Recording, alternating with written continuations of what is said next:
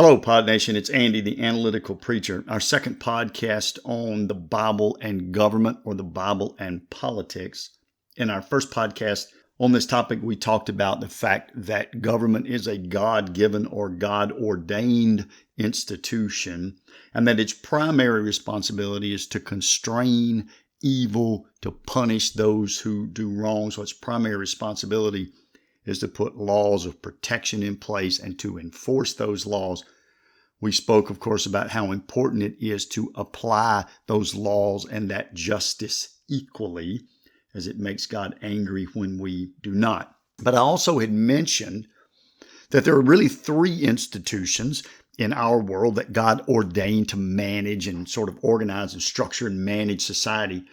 The family being first and foremost, the government, and the New Testament, or what we call the Christian church. So I mentioned how important it was for Christians to be good citizens, because the church part needs to support the government part. So we're to pay our taxes, we're to be good citizens, we're to try to make our communities better, we're to vote, etc. But it's important that all three of those institutions try to support one another. And because the family is the first, and because the family is by far the most important of the institutions that God has ordained, it's really critical that the other two always consciously support the family. So the church must endeavor always to support families, and the government should do that as well. And so I would argue that every law, every policy that a government at any level passes, they should run it through the filter of, will this strengthen families, or at least leave families neutral? Because if a government were to take over and that administration were able to implement every policy they ever dreamed of, but they ended up weakening the structure of America's families, then that government ultimately is a failure. And so it's important, I mentioned, for Christians to be really good citizens. It's also important for the church to support families. But I also think it's critical to remind us that from a biblical worldview, we want governments to strengthen families as well. Let me give you a couple of examples where I don't think this happens. There are some tax policies, for example. There's a thing called the tax marriage penalty, which basically says if two individuals get married, their income now combined may put them in a higher tax bracket.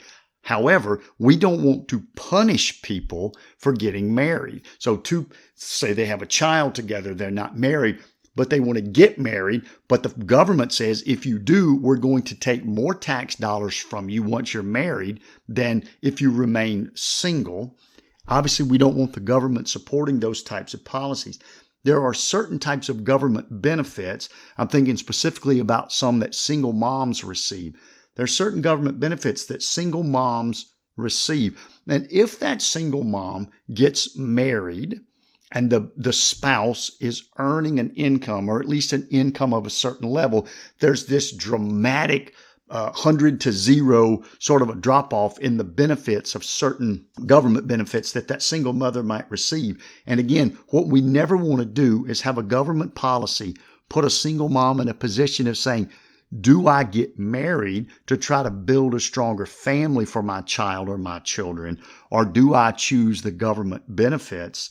We don't really want to do that. And so we want to structure or layer that in a way that we can provide the benefits that we need to those who need it, but also so that we can strengthen families. And it wouldn't just be the government per se. There are a lot of organizations that attempt to, think tanks and others, nonprofit organizations, non-governmental organizations.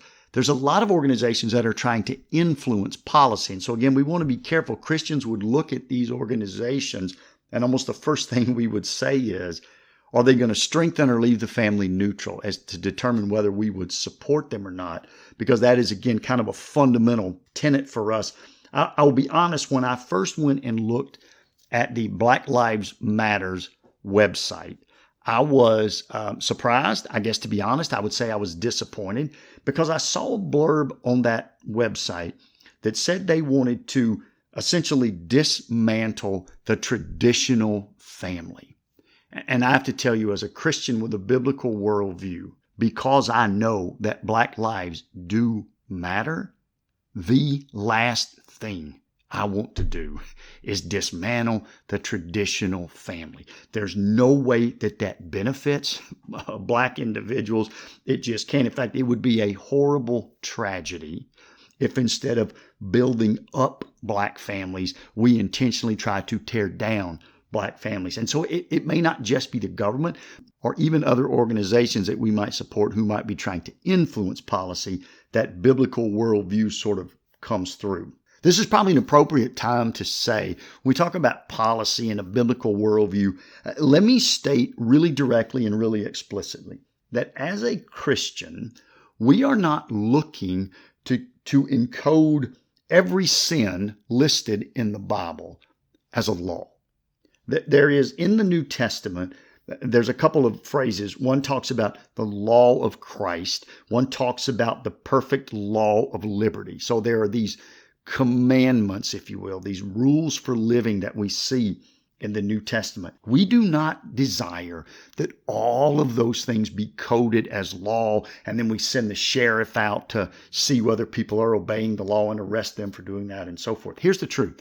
If someone has not voluntarily decided to be a Christian, then there is no reason to hold them to the Christian standard. There's no reason to hold them to the complete law of liberty or the complete law of Christ.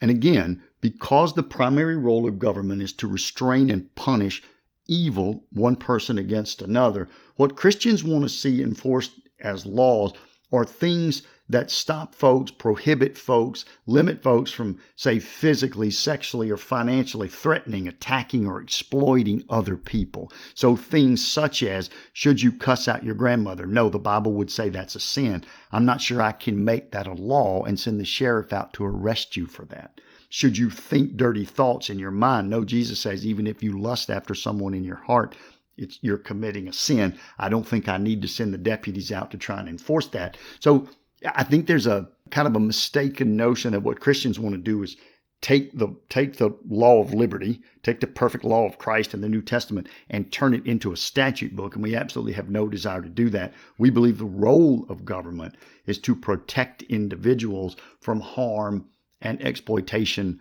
from others, but not to enforce the New Testament, which again needs to be followed voluntarily by those who have decided to become Christians. All right, I really want to drill down on this next point in this podcast, because when you talk about a biblical worldview, and I'll have to do a series of podcasts on what a comprehensive biblical worldview looks like, but when you talk about a biblical worldview, there's certain aspects of human nature that really are important. And one of those aspects is that humans are not perfect, and we are not in this world perfectible.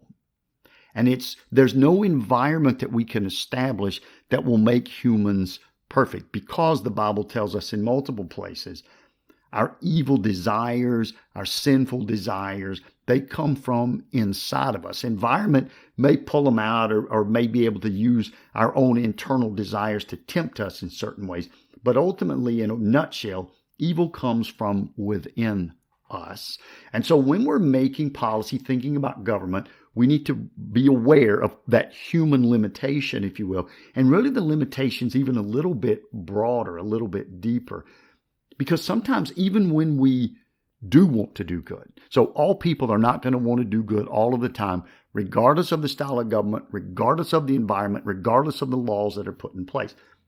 But even sometimes when we do want to do good as a human, to quote Jesus, our spirit may be willing, but our flesh may be weak. The Apostle Paul talks about this in Romans chapter 7, that sometimes he's decided this is what he really needs to do to be a good Christian, but then he turns around and does the thing he doesn't want to do. Our spirit is willing, but our flesh is weak. And that leads me to this point. Because of our view, our understanding of human nature that we draw from the pages of the Bible, evangelical Christians, Bible-following Christians, tend to believe very firmly in the need for competition. And we want to weave competition into as many aspects of our nation's fabric as we possibly can. I know sometimes when we use the word competition, it sort of turns people off and they're like, no, competition is about dividing people. Competition is about unnecessary conflict. And in the world of chaos and hate, what we need is less competition and more peace. But when I say competition, don't think about competition in that conflict. I need a bigger, bolder winner that I can praise and a smaller, weaker loser that I can heap scorn on. It's not that type of a competition. Maybe think of it more, instead of a sports competition or a war competition, maybe think of it more as I'm getting a second opinion on an important medical diagnosis. I want that ability, that opportunity to get a second opinion. Think about it maybe more in that sense so that the word competition doesn't throw you off. Let me just give you an example. I've had a number of people say to me, it comes in various forms. Why does it seem that evangelicals are all Republican? Are evangelicals all Republican? Or if I'm a Christian, am I supposed to only be Republican? Some folks even are as bold as to tell me they're pretty sure that Jesus himself would be registered as a Republican. The tie between these conservative Bible followers and the Republican Party literally goes back to the founding of the Republican Party. The Republican Party was founded to stop the spread of slavery into non-slave states. It very quickly changed its platform to just eliminating slavery altogether. So the conservative Bible-following Christians jumped on that platform quickly. Then you come 100 years later, and it came time for both the United States House of Representatives and the United States Senate to vote on civil rights legislation in the 1960s. And a greater percent, a much larger percent of Republicans voted to pass civil rights legislation than did Democrats. So it just kind of kept us sort of on that side of the ledger a bit. And it seems like in today's environment, Republicans generally are more sensitive to considering the side of the unborn and the abortion debate. Different people may fall different places on that debate, but at an absolute minimum, we need to say, let's consider the side of the unborn in the debate before we make our choice. I think once you consider the side of the unborn, it really kind of makes the choice for you. But so that's sort of been some of the reasons. But here's the truth. If you said to Jesus, hey, Jesus, would you register as a Republican? I think Jesus would say no, because given human nature, I cannot allow one party to stay in charge and to rule indefinitely, unopposed, unchallenged, without that second medical opinion, if you will. I think Jesus would say, this to me is the ideal setup. Government is always split 50% Republican, 50% Democrat. And every state and every county switches off every election from Republican to Democrat and from Democrat to Republican, because human nature says we need that level of competition. We need that level of getting a second opinion in order to really make things work out. And so we do believe in democracy, because democracy provides the most competition. You know, I've seen some of my sort of libertarian friends, they really favor either small businesses or they favor individual people. They say those should just be left to make their own decisions. Some of my progressive friends really say we can't trust people. We certainly don't trust businesses. We put our trust in government officials or in sort of technical experts that advise the government officials.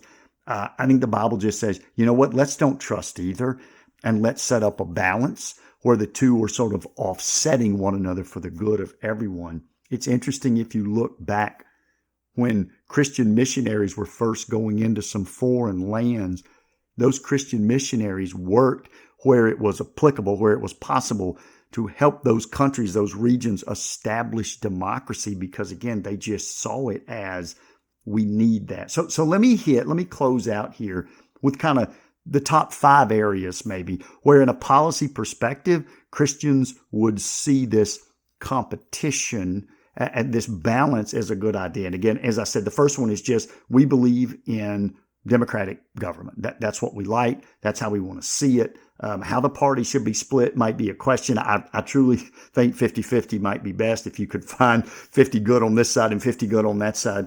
We do not believe in any type of utopian scheme. Non-Christian utopian schemes have been tried. Christian utopian schemes have been tried. The workers' paradise, the workers' utopia of communism has been tried. They've all failed bitterly. The Bible told us going in they would all fail bitterly. We are not looking for a utopia, Christian or otherwise. We would support democratic governments. We also support, because of our view of human nature, not just different countries, which are going to sort of naturally happen based on history and ethnicity and so forth, but within countries, we like the setup of there are different states, there are different counties, there are different cities within the counties. And we like that because it sort of allows some difference of opinion. It allows some almost experimentation, if you will, that let me get that second opinion. It allows some experimentation.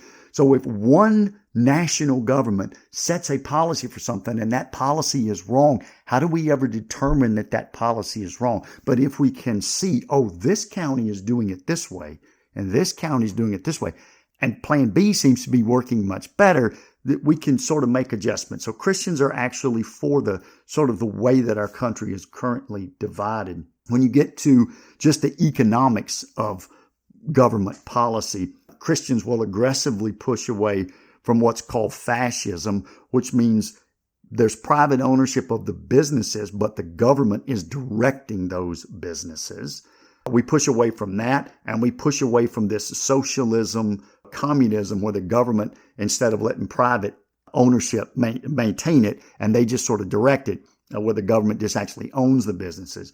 We push away from both of those things and say we much prefer capitalism of relatively smaller businesses competing with each other. I've had a number of folks say to me that capitalism creates greed, and that's why they are opposed to it. But capitalism does not create greed. The human heart creates greed, the Bible would tell us. And when I look at other forms of government, and I've seen them on the right and on the left end of the spectrum, the totalitarian rulers on both right and left-wing economic schemes tend to be a great deal more greedy than any American capitalist I've ever seen. So greed exists in every form of government and every form of economy. Capitalism, again, of relatively small businesses to the degree that you can work it out, tends to be the best, the fairest form of government, of economic structure or policy. That tends to be what Christians support. And again, understanding, because we don't believe that capitalism creates greed, that's just human nature. Capitalism actually is best, that competition is best to restrain greed. I keep saying smaller businesses, a greater number of smaller businesses. Christians tend to believe, so say sometimes Republicans will allow maybe larger companies. They'll allow mergers of existing companies. I think about some of the banking giants, some of the technology giants. Christians tend to push back against that. Even if it's something that may seem sort of nonsensical. So Facebook wants to buy, Instagram, so they don't have to compete with them. They say, well, that's just a bunch of kids posting pictures. Yeah, we still didn't like that. One company should not be able to buy another company in order to eliminate competition from that company. Christians actually are adamantly opposed to that. So we would be in favor of stricter antitrust laws, stricter merger laws, in order to keep businesses honest, because kind of to us, one of the scariest things is a larger business being able to buy up its competition. We also, though, see that on the labor side as well, because some of our Democratic friends will push for like the National Labor Relations Board to make union membership under this sort of national umbrella, this AFL-CIO type umbrella. Again, the Bible would suggest that's not any more healthy than allowing these large businesses to merge together. So I don't like tech companies merging together. I don't like big banks merging together. And I don't see it benefiting union members. I don't see it benefiting the economy or the country that we just have one or two big national teachers unions, one or two big national private worker unions. I don't think it's worked well. It would be so much better if we had smaller businesses in local areas, and the workers in those smaller businesses in those local areas had smaller unions to which they could join and bargain and negotiate from. So again, we tend to the degree that it's viable, we would tend to say smaller, greater competition, less national organization, fewer mergers, etc. We believe in competition within schools, and I know this becomes a really heated debate sometimes. For us, it's really open and shut. There should be public schools. There should be charter schools. There should be private schools. There should be a thriving homeschool movement in this country. All of these things should exist. I know sometimes teachers' unions will try to shut down charter schools, and sometimes homeschool people will knock even the people that go to private Christian schools. But the truth is, I think they should all exist. Give every student and every parent the option to get that second opinion from that second medical doctor if that's what they choose to do. And let the money, as they say, follow the student. So the government simply says to parent A who is parenting child C, we will provide this much money for tuition. You can spend that money at your public school, at a charter school, at a private school, or you can use it to homeschool that child. We would say that would greatly strengthen families in this country, and we would be for that. And one final point to close this out, when it comes to competition and how we see it in public policy, we are concerned, I would say, evangelical Christians are concerned that sometimes the government over-regulates. And here's why. The government says we regulate businesses, one, because we can't trust the businesses, because business people can be greedy or whatever. The Bible, of course, would say, well, we can't trust those who are regulating any more than we can trust those who are being regulated. So there is no, the good guys are stopping the bad guys. No, that's kind of not how it works. And here's our real concern with over-regulation. We've seen this with things, for example, recently there's been a lack of formula on the shelves, baby formula on the shelves in America.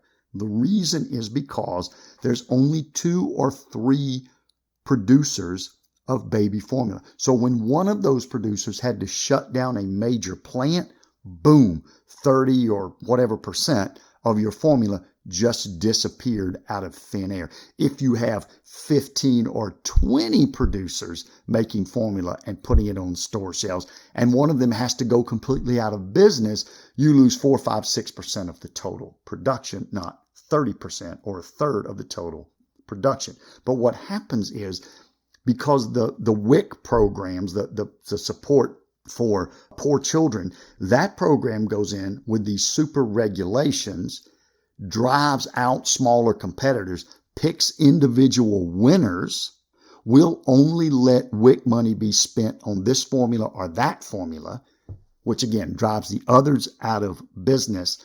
And now when one of those has a problem, you get a formula shortage. The reason there's a formula shortage was because the government was too involved in that business, drove smaller players out, forced it to be just a couple of larger players. And when one of those larger players had a hiccup, boom, the moms and the babies suffered. We saw the exact same thing after the financial crisis. Congress put in a law called Dodd-Frank. I'm not going to go into the politics of Dodd-Frank, but essentially it's a heavy set of regulation on banks and financial institutions.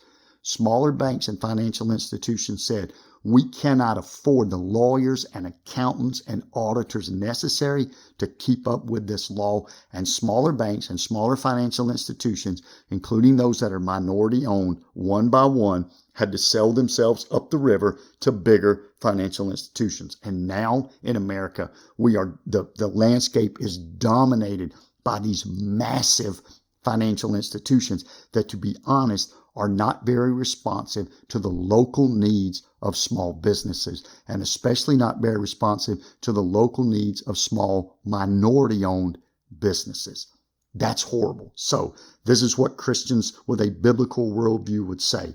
We think competition, time and time again, has proven to be a better controller of bad behavior than government regulators have. So let the small banks thrive. Let the small credit unions, let the minority-owned, let the female-owned banks thrive in local communities, and that will help the local communities thrive. When you have a half a dozen big banks, all headquartered in New York or California, it makes it very difficult for minority and female-owned businesses in Middle America to prosper, etc. So we would always look at any potential regulation as, will this regulation we're not concerned about, will it keep a business from doing something bad? Our first concern is, will this regulation limit the number of competitors? Will the regulation be so onerous on business that smaller companies will have to get out of the business and the bigger companies will be able to consolidate? Because if we lose competition in America, in this case in business, it will always outweigh, those negative effects will always outweigh the positive effects of what you might see from the regulation itself. All right, we're going to close this podcast out here. We'll do a third podcast on the Bible and politics, or the Bible and government, and we'll talk about some additional policies. We'll get into tax policies and things like that. But until that third podcast, this is Andy. Thanks for listening.